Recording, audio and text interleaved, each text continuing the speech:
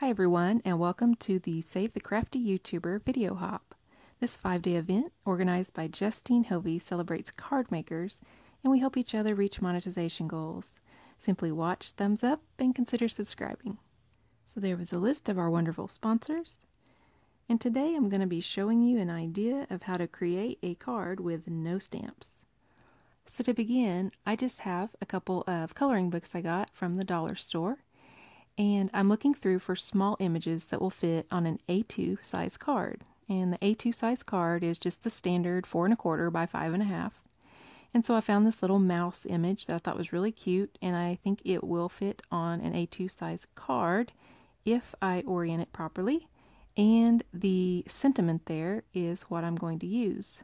So I ran that off on a sheet of copy paper, and I'm going to use my light tracer, my little light box, to trace that image onto some cardstock. Now this cardstock I'm using is the Nina Solar White. It is from scrapbook.com, and it's really not watercolor paper, but I found that it works perfectly fine with my watercolor pencils. So here I'm just tracing the image, and this light box helps me to trace that so I don't have to strain to see the image underneath. And after I have that all traced in pencil, I'm going to outline it with my Micron fine point pen. And that is fine to use the watercolor pencils over. It is a waterproof pen. It will not smear. So that's very, very good to know. So here's what it looks like after it's traced in pencil. And here you can see I've got it all outlined in my Micron pen. And the sentiment didn't quite fit like it was laid out originally. So I stacked the sentiment and used my washi tape to line that up, and then I taped that onto my light box and put the cardstock over top and traced my text. Now if you had really good penmanship, you could always write this yourself, but since my penmanship leaves something to be desired, I decided to go ahead and just trace the words that were already in the coloring book as my sentiment text. So that just peels away really easily, and you can see here I have my text. Now these are the Nuvo watercolor pencils I am going to be using today, and so I begin usually with outlining my image with the darker color and then going in with a lighter shade to give it some contrast. It does depend on what I am coloring as to how I shade it, but for today's video I'm just going to keep very basic coloring. Then I'm adding my water with my water brush and blending that all together. And it is a little bit pale at first, so I take my pencil and use the wet brush directly on the pencil tip to get a more pigmented color. And then I just use my water brush to blend that out, and it looks really, really nice, and it gives the image some nice dimension.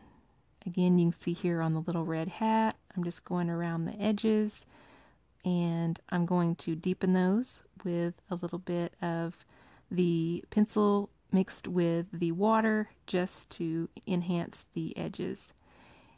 And as I'm doing this background, I do want to mention that there are two amazing classes you can take for coloring.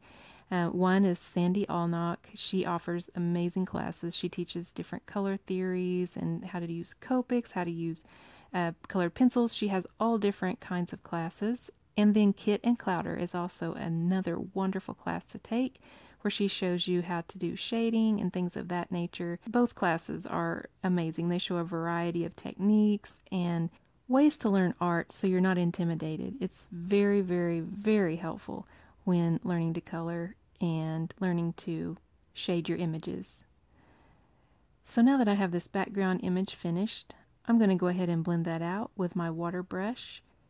And then I just want to show you a little bit of a quick little coloring tip, I guess, on this mouse, where I'm adding the shading where I want the shading first. I'm adding that, and then I'm going in and using my water brush afterwards. So you can see here I'm going in first off with my brown and just kind of laying down a little bit of color, and then I'm going to go in with my black, and I'm going to use a very light hand and add some shadows.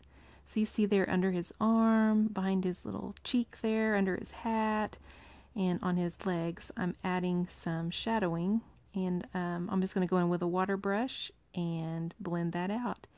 and it looks really, really nice, gives him some dimension and some character.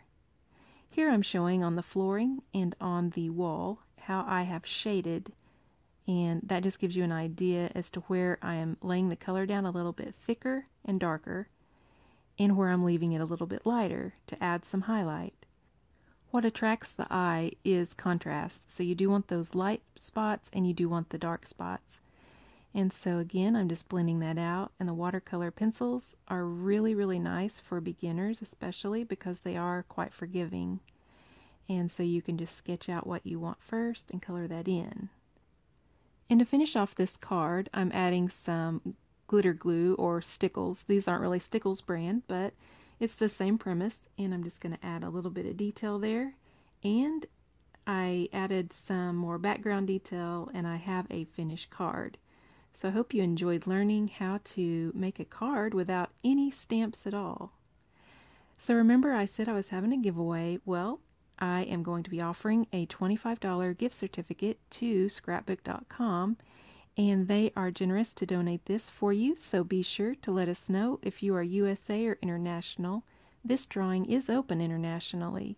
All winners will be announced by November 10th on Justine Hovey's blog, but you need to comment by November 7th. Also, I will have the next person in the hop linked below. Thank you for watching.